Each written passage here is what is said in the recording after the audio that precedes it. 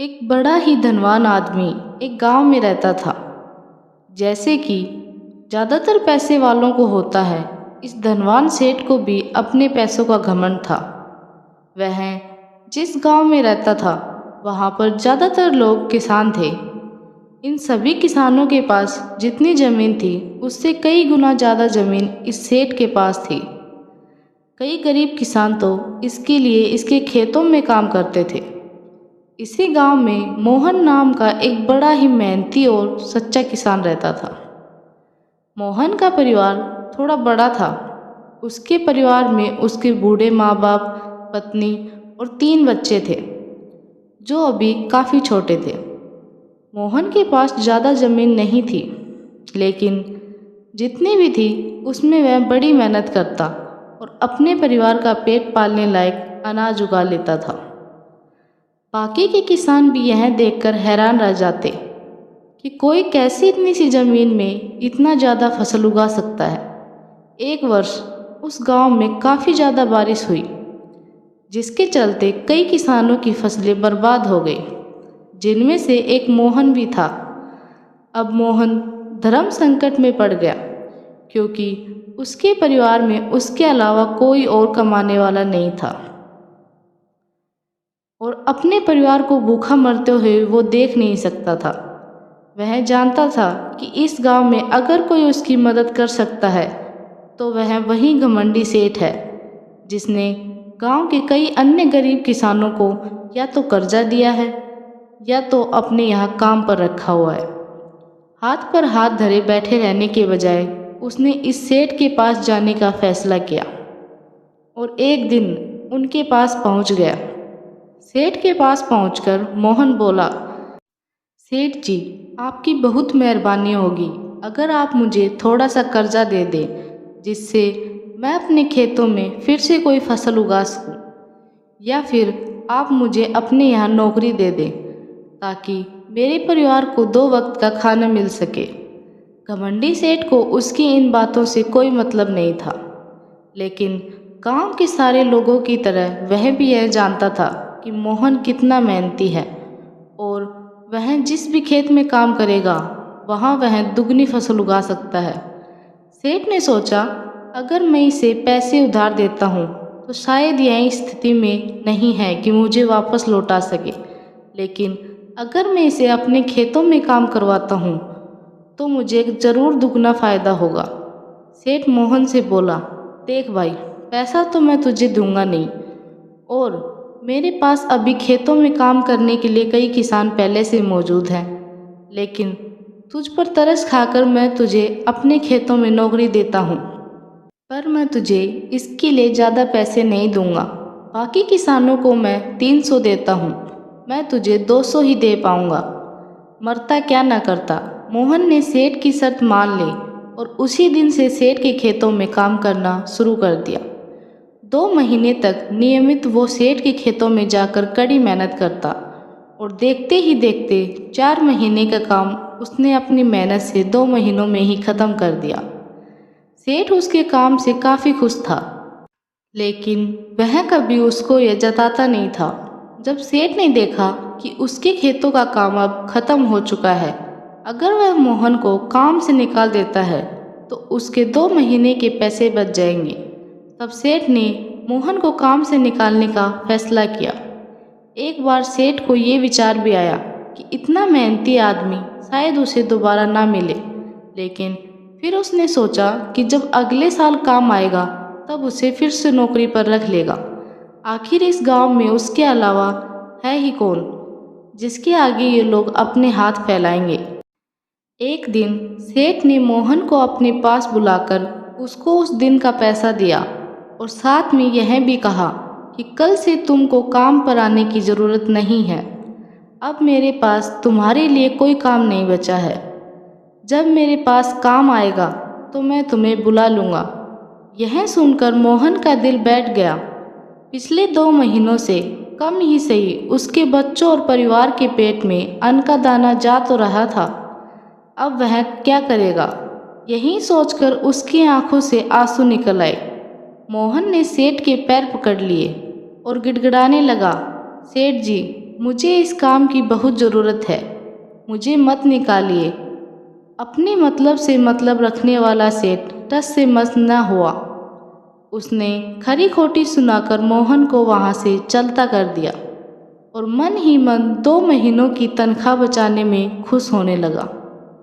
अगले दिन जब सेठ सवेरे उठा, अपने आंगन में आया तो उसने देखा कि मोहन उसके आंगन में बैठा है। सेठ ने उसको पास बुलाकर पूछा कि क्या हुआ, तुम यहाँ पर क्यों बैठे हो? मोहन बोला, सेठ जी, मुझे वापस काम पर रख लीजिए। आप जानते ही हैं मेरी आर्थिक परिस्थिति कैसी है, थोड़ी दया कीजिए। लेकिन सेठ ने उसकी एक न सुनी और फिर एक बार उसे बुरा भला कहकर वहाँ से जाने के लिए कहा। बेचारा मोहन अपना सिर नीचे झुका के वहाँ से चला गया। अगले दिन फिर यही घटना दोहराई गई। मोहन फिर से सेठ के आंगन में आ बैठा। सेठ ने फिर उसको वहाँ से जाने के लिए कहा। यही घटना अगले कई दिनों तक चलती रही। अब तो मोहन सेठ के हकालने पर भी वहाँ से नहीं जाता था और वहीं पर बैठा रहता था। एक बार सेठ ने उससे पूछ लिया, तुम कैसे आदमी हो?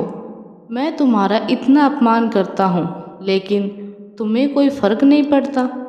तब मोहन ने सेठ से कहा, बुरा तो बहुत लगता है सेठ जी, लेकिन जब घर जाता हूँ और भूख से बिलखते हुए अपने माँ बाप और बच्चों को देखता हूँ, तब यह अपमान मुझे कुछ भी नहीं लगता। इतना सब कुछ होने के बाद भी सेठ का दिल जैसे पत्थर का बना हुआ था। उसने मोहन को अभी तक काम पर नहीं रखा और न ही उसको ऐसा करने का कोई इरादा था। एक दिन सेठ ने सोचा कि कुछ दिनों के लिए किसी और गांव चला जाता हूँ ताकि मोहन से पीछा छुड़ा सकूं। अगले दिन मोहन के आने से पहले ही सेठ अपने परिवार को लेकर अपने किसी संबंधी के यहाँ चला गया और वहाँ पर 10 दिनों तक रहने के बाद फिर अपने गांव अपने घर वापस लौटा। घर लौटते ही सेठ ने आसपास हर जगह नज़र दौड़ाई तो पाया कि वहाँ पर अब मोहन नहीं था। सेठ ने सोचा, मेरी तरकीब काम कर गई, लगता है मोहन से अब पीछा छूट गया है। हालांकि अब सेठ के द्वार पर मोहन नहीं बैठा था, लेकिन मोहन का विचार अभी भी सेठ के मन में घर कर बैठा था। सेठ सोच रहा था, मोहन इतनी जल्दी हार मानने वाला आदमी तो नहीं दिखता है। उसके साथ क्या हुआ होगा? क्या उसे कोई और काम मिल गया होगा या फिर कुछ और? इन विचारों ने सेठ को बेचैन कर दिया और आखिरकार सेठ को मोहन की खबर लेने के लिए गांव में जाना पड़ा। सेठ को मोहन का पता नहीं मालूम था, इसलिए अड़ोस पड़ोस के अन्य किसानों से पूछने पर पता चला कि मोहन घायल हो चुका है और अपने घर पर आराम कर रहा है।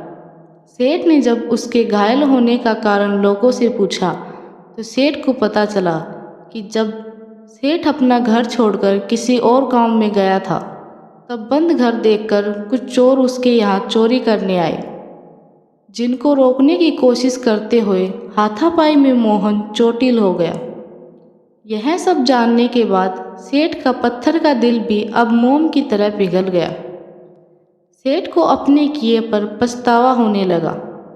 सेठ ने अपने आप को याद दिलाया कि कैसे उसने एक शरीफ और सच्चे आदमी को ज़्यादा काम करवा कर भी उसको पूरा पैसा नहीं दिया और जिसको गले से लगाना चाहिए था उसे ठोकर मारकर भगाता रहा। सेठ मोहन का घर का पता पूछकर उसके घर पहुंचा तो देखा कि मोहन की घर की हालत बहुत खराब है। उसका परिवार भूख से बेहाल है और वह खुद अपने हाथ पैर पर चोट के साथ एक खाट में पड़ा हुआ है। यह दृश्य देखकर सेठ की आंखों से आंसू बह निकले। सेठ ने मोहन के पास जाकर उससे सच्चे दिल से माफ़ी मांगी और उसको उसकी मेहनत के पैसे दिए, उसका इलाज करवाया और उसको हमेशा के लिए अपने यहाँ पर काम पर रख लिया। दोस्तों, इस खूबसूरत कहानी से हमें कई पाठ सीखने के लिए मिलते हैं। कहानी से सीखने लायक पाठ। पहला पाठ, अगर भगवान ने हमें दूसरों से बेहतर ज़िंदगी दी है तो हमें उसका फ़ायदा नहीं उठाना चाहिए और हो सके तो ज़रूरतमंदों की ज़िंदगी में भी सुधार करने की कोशिश करनी चाहिए। दूसरा पाठ, कठिन से कठिन समय में ईमानदारी और सच्चाई का साथ कभी नहीं छोड़ना चाहिए। हाँ, यह मार्ग बड़ा कठिन है, लेकिन इसकी मंजिल तक आदमी ज़रूर पहुंचता है और उसका फल भी अच्छा ही मिलता है।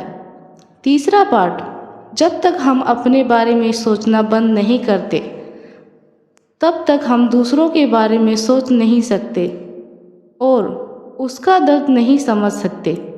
किसी ने खूब कहा है, खुद के लिए जिया तो क्या जिया, दूसरों के लिए जीना ही जिंदगी है। थैंक यू दोस्तों। अगर आपको ये कहानी पसंद आई हो तो प्लीज़ मेरी वीडियो को लाइक एंड शेयर कीजिए और मेरे चैनल को सब्सक्राइब कीजिए।